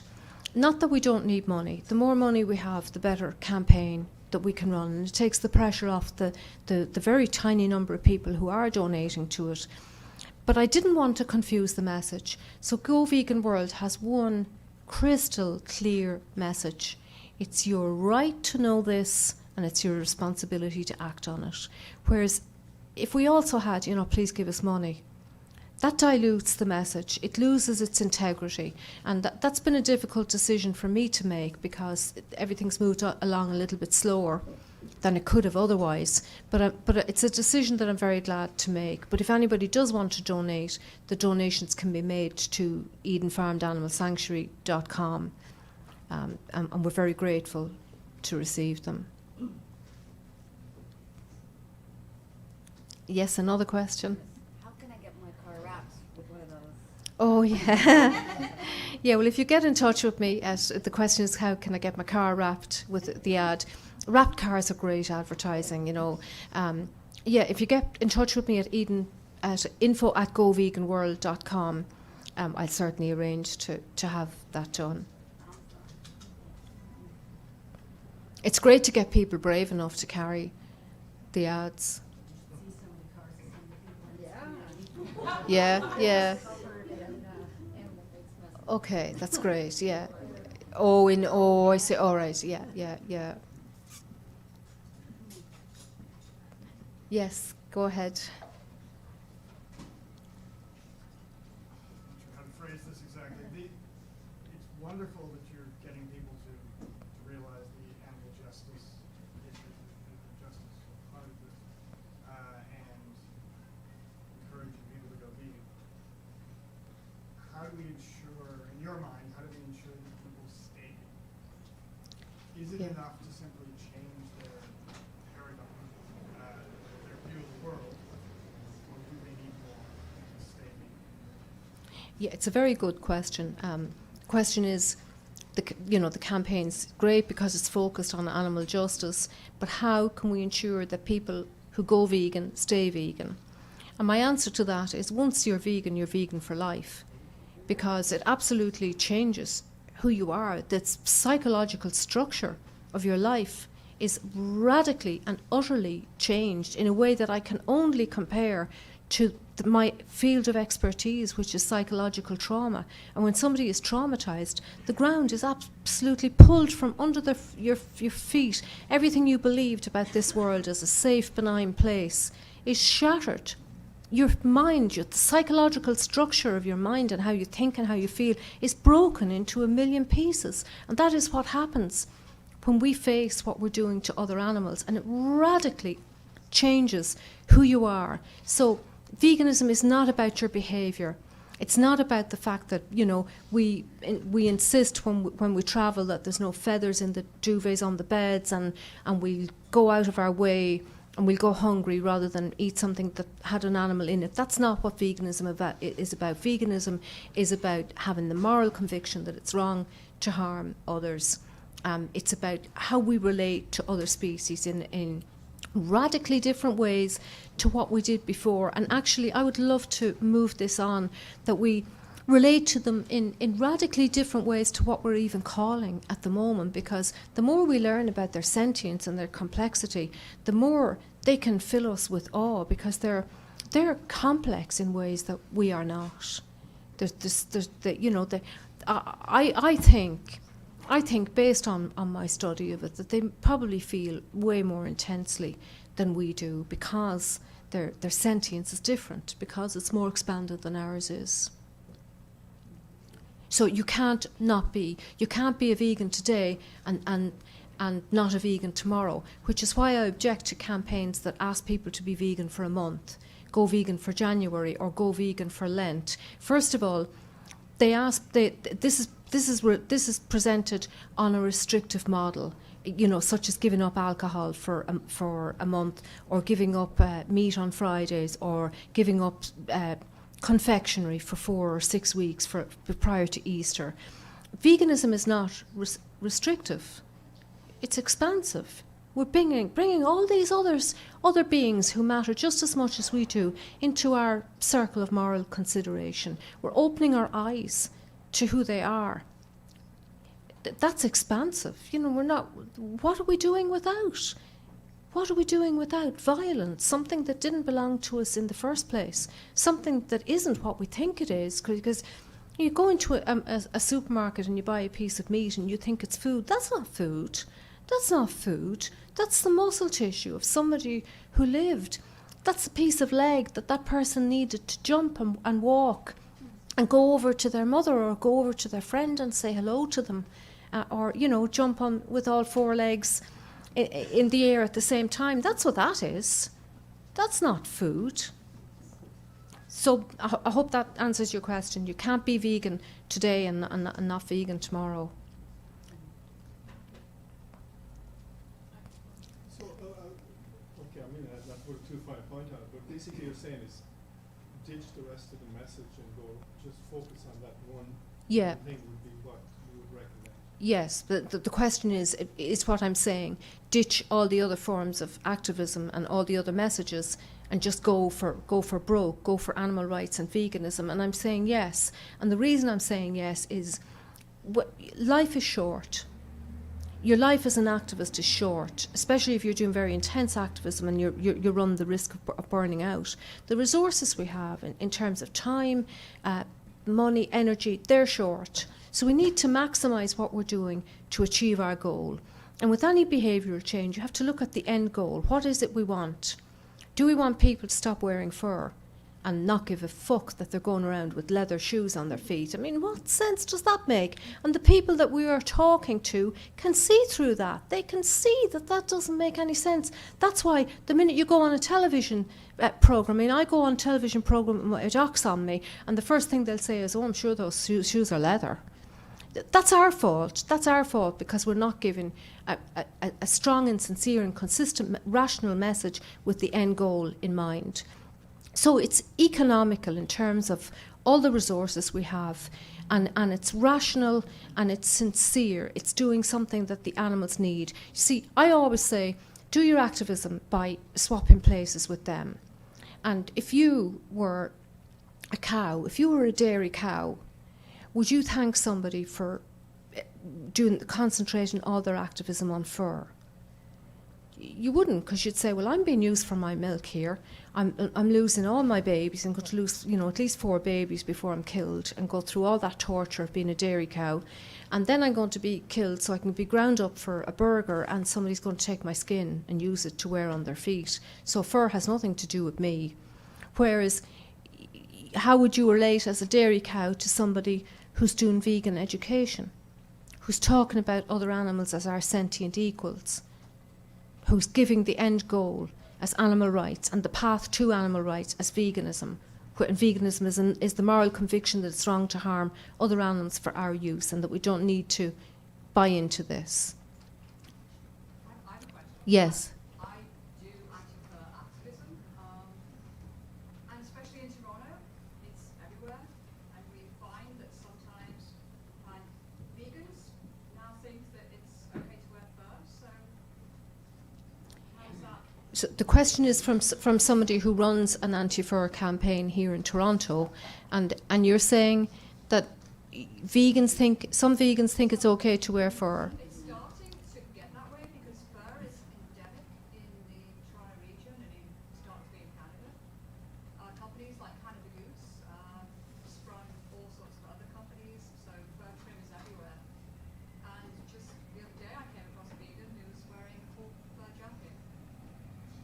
So this person is saying that she came across a vegan recently who's wearing a full fur jacket, and the reason that vegans think it's okay to wear fur is because fur is endemic. So there's no excuse to use another animal. I was cold here today, and I went back to the hotel and I got my thermal vest and I got my warmer coat. I didn't have to wear a fur coat. I didn't have to take someone's life. I didn't have to trap them in a cage and torture them and put them through anal electrocution so that I could be warm.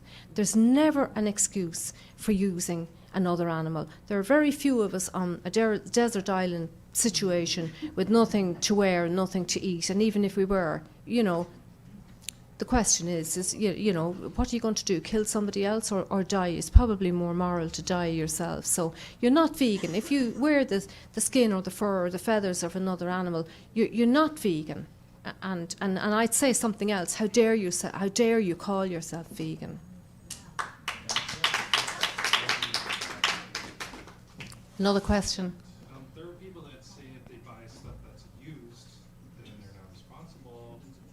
Therefore, it's okay. What would you say to those people? Yeah, there are people who say if you buy something second-hand that's already used, then they're not responsible for the exploitation of the other animal. How do I feel about that? I always find it really useful to say, well, let's swap places with the animals. And let's say that it was human skin that you were wearing. And this happened after the Holocaust. The lamps were made from the skins of humans. You'd feel very uncomfortable. You'd feel very uncomfortable. So if you want to buy something used, why not buy something that didn't come from another animal? Now, this question often comes up with new vegans. We were the same, when we first went vegan. There are a lot of things hanging around your house that are non-vegan. So, the very first thing that we did was we cleared out the cupboards and the fridges and threw everything away. But there were, there might be leather seats in your car, or you might have a lot of leather shoes and woolen jumpers. You can wear them out, but the next time you're buying something, you're not buying into an industry that exploits somebody else. But I do think that it's good to come to a stage where you can say to yourself, I just feel really uncomfortable about using that animal's life as something on my feet or on my body or whatever. That is, you could say this is on a continuum really, because the more we learn about what we do to the other animals, the more entrenched your veganism and your fight for their justice is, and also the more expansive it is, because the more you know about them, the more you realise how wonderful and how much that they have to teach us and how much we have to learn about them. And I think that's what makes you become more and more distant about using any of their lives. in our lives. That's not to say that we're perfect. The very fact that we're human and we live on this planet means at the moment that you can't be a perfect vegan.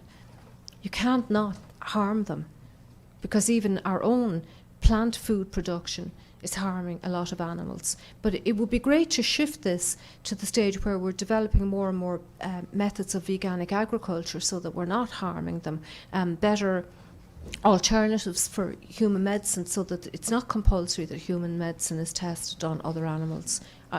I see that. I wish we could get to that, get over this hump and get to that stage. Yes, another question. How do you feel about, say, activists or vegans who have animals, say like cats? Yeah. Who, I mean, obviously, you feed cat food, it's not vegan, most of it anyway. Okay. The question is, how do I feel about activists or vegans who have animals like cats or dogs? I have covered that question on the Go Vegan World website, and it's a very interesting question. The first thing we need to do is look at our own behaviour, because we're the one species that's devastating the planet for everybody else, that's killing billions of species every year. Some animals are carnivores, and their behaviour is really outside our control. But in terms of domesticated animals like cats and dogs, and a lot of us have rescued animals like cats and dogs, and we have them at Eden, I think the thing to do is twofold. Look at the scientific evidence from the veterinary industry, because there's a lot of it out there now, on what they need to eat and how you can give them a plant diet and supplement that diet and monitor their urine and keep a veterinary tab on how they're doing to make sure that they stay in good health. And also, the animal themselves will tell you how they're doing, because if they're not doing well on a plant diet, you'll know probably very quickly. Especially with cats, you'll know very quickly. But you also get a very short period of time to intervene, particularly if it's a urinary tract issue. Some animals are doing very well on plant diets. Dogs in particular can do very well on a plant diet. If it happens that the cat that you have is not doing well on a plant diet, if you only have one or two cats, it can be easy to ask the butcher or the fish shop to give you some of the scraps free of charge. And I hate to even talk about it that way, because there are other animals' lives. But unfortunately, we're in this situation where there are an awful lot of unwanted cats and dogs in particular, and we play a good role in rescuing them and giving them a home with us. Yes, Nikki. Question from someone online. Okay, yes, good. Any advice how to grow a small vegan animal sanctuary into something bigger like you? Oh. The first thing I would say, the question is, any ideas on how to grow a small sanctuary into a big sanctuary like Eden? If you're thinking of running a farmed animal sanctuary, and it's great, we need, we rescue other animals, and we need homes from them. Be very careful to know what you're getting into. And the first thing I would recommend is that you do an internship with an existing and reputable sanctuary, preferably a sanctuary that has the kind of vegan message that Eden has, complete cessation of the use of other animals for human ends. That sanctuary is likely to have a very good care ethic. You need to stay at that sanctuary for the 4 seasons of the year to really get a taste of what it's like to work outside when the place is covered in mud and you're dealing with water shortages and it's very cold and you're trying to do your best to take care of the animals' needs. Eden is not a very big sanctuary. There are just over 100 animals there. I think the most that we had at any one stage was about 150. It's very difficult to get finance. It's very difficult to get the land to run the sanctuary on. It's the most difficult thing of all is to get people to come and help, because nobody wants to come and help. They think they do.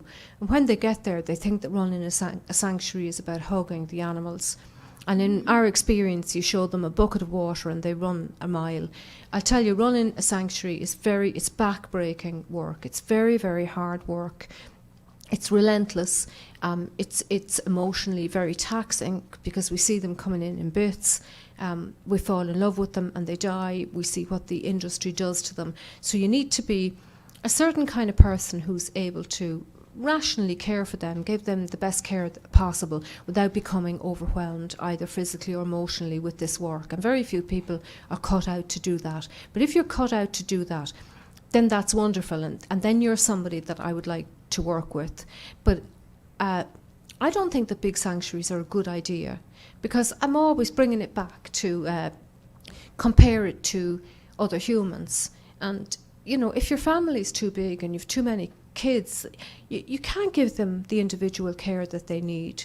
So at Eden, we know everybody's name. We go out there in the morning, and if there's a sick hen or a sick sheep, we can see them straight away. If you have thousands of animals, I don't know how you do that. I don't know how you can, know 1,000 or 2,000 animals individually by name and know their individual personality and know straight away when you look at them that they're sick. I don't know how that happens unless you have a lot of staff, and the staff are dedicated to the individual groups of animals. So I don't actually think that it's a very good idea to grow a sanctuary very big. But if anybody out there is interested in this, and you're cut out for it, and you're willing to put in the hard work, please write to me, and I'll give you all the support that I can. But I get people asking me this all the time. We want to move to Ireland and open a sanctuary. Well, I'll tell you something here. The sanctuaries that exist in Ireland can't manage, because we've no one to help us. So come and help us first. Come and help us first. Make the ones that exist work. Make them safe places for the animals that we're rescuing. Because if a sanctuary's not safe, where are you going? If you have people running the sanctuary and they don't know what they're at, where are you going? That's not a good place to bring somebody you've rescued. Another question? I think you said earlier, I'm pretty sure you said this is not anti-farm, right? Yeah. So, I mean, again, obviously you describe Ireland and the nature of I would have to think that the agriculture industry sees how their perspective. So what do you mean? Can you expand on that? Okay, that's an excellent question. What do I mean when I say the Go Vegan World is not an anti-farming campaign? Because in a highly agricultural economy like Ireland, this gentleman is saying, I'm sure from the farmer's perspective, it is anti-farming. I'll tell you why it's not anti-farming. The campaign targets consumers because it's consumers who pay farmers and slaughterhouse workers and vivisectors to work on their behalf, to do a shitty job that none of them would do themselves. It's not anti-farming because it's farming other animals as food is not sustainable. So farmers are engaged in something that can't continue.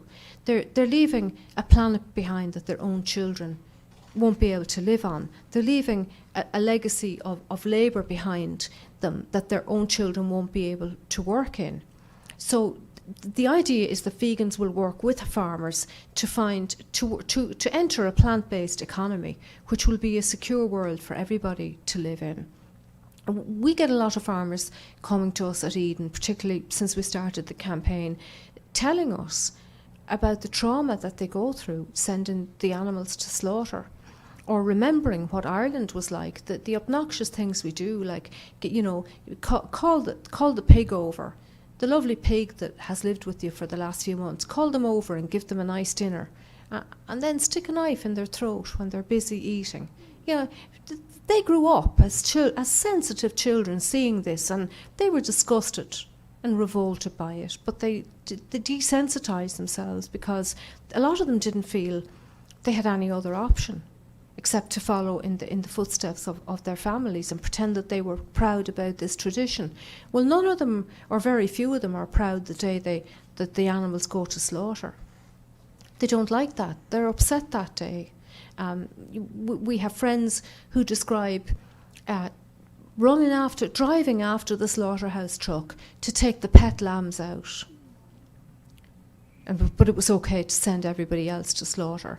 To go back to the question, the other reason it's not an anti-farming campaign is, a plant-based economy is the future. The writing is on the wall, and the people with their heads screwed on know this, and that's why there's such a huge amount of money going into the plant protein industry. And the big names in this world with big money are putting their money there because they see that this is the future. Who else sees that? The dairy industry see it, and the meat industry see it, because they own a lot of these plant-based food companies. And who's been left behind? The farmers, because they've always been used as cheap labour. They're now being used as the mouthpiece of the industry to come out. They're putting the farmers out in battle against me because they're not brave enough to come out themselves. By and large, the farmers are not the ones profiting from animal use. We know they're not. They're on the street corners every day protesting that they don't have enough money to live on. Farmers in Ireland have very, very low income. Some of them are on the dole.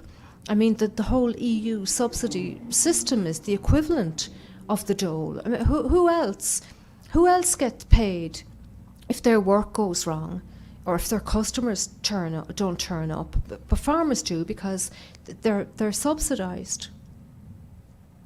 So I hope that. So you talk about the transition and what they need to do next. Is that Yeah. And you know, they're not the ones that are being looked after here, because if they were being looked after, they would be introducing plant-based agriculture so that farmers could transition, or non-harmful ways of earning a living, even through forestry, because we will need a lot more forestry to help this world recover. So they're all the reasons why it's not an anti-farming campaign. But the most important one is that our ads are not saying, look at what the farmers are doing, they're terrible people. We're saying this is what you are paying for when you're not vegan. And you know something? A lot of farmers know that too. They know that.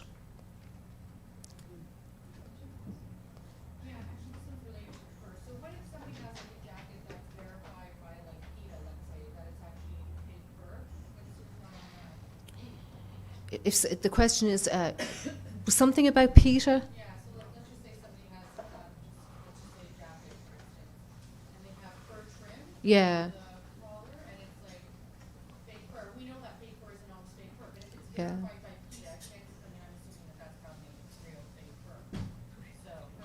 So the question is. Animals are beautiful, so I get that people want to copy them, right? Yeah, the question is what do I think of products like fake fur?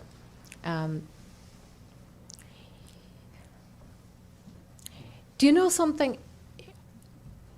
You just think the fake fur is a bit obnoxious, because why copy something that's so exploitative?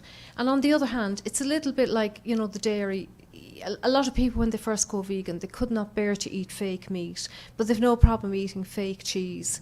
It's a little bit the same in the clothing industry. The fake fur seems obnoxious, and on the other hand, the fake leather doesn't. Why is that? I suppose it's because what else are you going to put on your feet except something that doesn't look like leather, whereas you do have a choice in fake wool, you see. Something that's knitted out of cotton that looks a little bit like wool doesn't seem half so obnoxious. And I think it's because it's so unnecessary. It's so unnecessary to take the skin of the hair of the fur of another animal to use as our clothing. There's really no need for fake fur.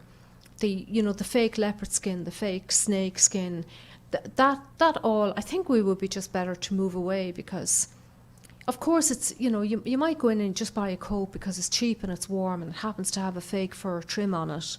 But to move completely away from any replica of what we've done to them, metaphorically or in reality, that would be our aim, really. At the same time, there's so much, I wouldn't focus all my energy there. If somebody's on the street and they're doing good activism and there happens to be a fake fur trim on their coat, that's not as important to waste our energy there as it is with the person who doesn't realise or doesn't care that what they're paying into is causing such devastating harm and rights violations. I think that's the thing to get across all the time, that other animals are beings who have rights, and we violate their rights when we use them. Yes, Nikki. I find it fascinating that you have this deep psychological education and understanding. And I find with people I talk to that I used to be part of a religious group. So my friend Sandra, who I became a vegan because of her about 5 years ago, and she said to me, how can you speak about oneness and then eat a hamburger? And I find all my religious friends are like that. They speak about oneness. So the oneness is sort of here with two-leggeds, but they don't seem to expand it to animals. So how do you speak to them about that? Because it feels like you just have to bust through something. So on a human psychology level, is there anything you recommend? The question is that, a lot of people with a religious or a spiritual belief will speak about our oneness with everything on earth, but in reality, you still use other animals. And that's the essence of Go Vegan World, is to show us what's hidden, to show us what's very carefully hidden from us and what we get very carefully hide from ourselves, and to do it in such a way that we show people who other animals are, and we talk to them about them being beings who have rights, and their rights are violated when we use them, and to encourage people with respect. You can be very respectful in your advocacy with people, but you also don't compromise the other animals. And what we do to them is atrocious. And, I had a question on radio the other day. I think it was from Daniel here. This idea that if you respect the other animal, that there's no harm in killing and eating or wearing that animal. Well, you wouldn't think anyone respected you if they took your life from you. This is very simple. Veganism is not an animal rights. It's the most simple thing on the planet. It's something I think as humans that we were all born. Which of us were born wanting to hurt another animal? What baby who's hungry would go out and catch another animal and kill that animal and eat that animal? None of us. What baby or what child, if they knew that another child was going to lose their mother for an ice cream, would choose to eat the ice cream? Given a little bit of moral development and psychological development, no child would do that. And to use those examples to let people see, no, hold on a second here, you think you're being respectful, but you're not being respectful. You think you're being one, but is it being one to do what we do to other animals, to violate their reproductive systems, to take their children from them, to incarcerate them, to own them as property, to treat them as inanimate beings who are nothing but a bloody inconvenience because they happen to be alive? Because that's how they're treated. They're just a bloody inconvenience because they happen to be alive before we can kill them and profit from them. I think we're going to have to finish it there. It's 3 o'clock. I know some people have got events to get to as well. If there's any closing comment you'd like to make? I just thank you all for coming here today and giving more so than me, giving the animals of Eden the opportunity to interact with you and let you see how their campaign is running. And I would really appreciate people getting behind the campaign, and let's hope that we can expand it to other countries and give this clear, consistent message that is proving to work. And don't be afraid. Don't be afraid of going out there and carrying this message. And if there's something that I can personally do to support you in your activism, please come to me. Or if there's anybody who had any questions and they felt shy or uncomfortable about asking them in public today, email me. It's info@goveganworld.com. Your questions and your comments and your suggestions are all very welcome. Thank you.